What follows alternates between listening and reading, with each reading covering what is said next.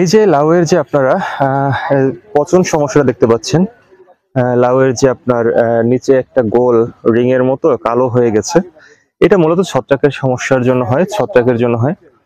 এটা কোনো মাছি পোকার জন্য হয় না। এই যে কালো অংশটা এরকম প্রচুর পরিমাণে লাউ দেখবেন আপনার একটু বড় হওয়ার পরেই আপনার পুরা কালো হয়ে যায়, বোটার কাছে কালো হয় অথবা নিচে কালো হয় বা ছত্রাকের স্পট পরে একটা পর্যায়ে লাউটা হলুদ হয়ে এটা ঝরে পড়ে যাবে। এরকম আপনার পুরো ফিল্ডে দেখবেন প্রচুর পরিমাণে হয়। এটা মূলত শীতকালে বেশি হয় কুয়াশার কারণে। এটা কোনো মাছি পোকার সমস্যা না, এটা হচ্ছে ছত্রাকের সমস্যা। এর জন্য আপনারা যে যে সমাধান যেগুলো যেগুলো ট্রাইকোম্যাক্স মিশ্রিত যে ছত্রাকনাশকগুলো আছে সেগুলো আপনারা স্প্রে করতে পারেন। পুরো লাউ গাছের গোড়া থেকে শুরু করে পুরো গাছ লাউ পুরো সব জায়গায় স্প্রে করে দেবেন।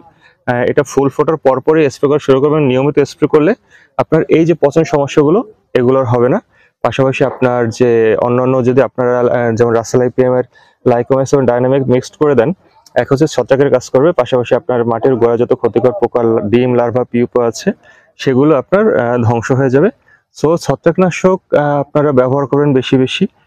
শীতে বেশি বেশি ব্যবহার করেন। শীতে আপনার যে তাপমাত্রাটা থাকে নিম্ন তাপমাত্রা উচ্চ তাপমাত্রা তারতম্য, এর ফলে আপনার পচন সমস্যাটা খুব বেশি হয়। এখানে আরেকটা লাউ দেখতে পাচ্ছেন, এই যে এটাও একটা, এই যে লাউ একটু বড় হওয়ার পরপরই কালো হয়ে গেছে, রিং হয়ে কালো হয়ে গেছে। এটা অলরেডি নষ্ট হয়ে গেছে, একটু হলুদ হয়ে বোটা হলুদ হয়ে পড়ে যাবে। এরকম অজস্র পরিমাণে আপনার যে ক্ষতি হচ্ছে এই ক্ষতির জন্য আপনারা ছত্রাকনাশক ব্যবহার করতে পারেন। এর ফলে আপনার লাউয়ের ফিল্ড ভালো থাকবে, লাউগুলো ভালো থাকবে।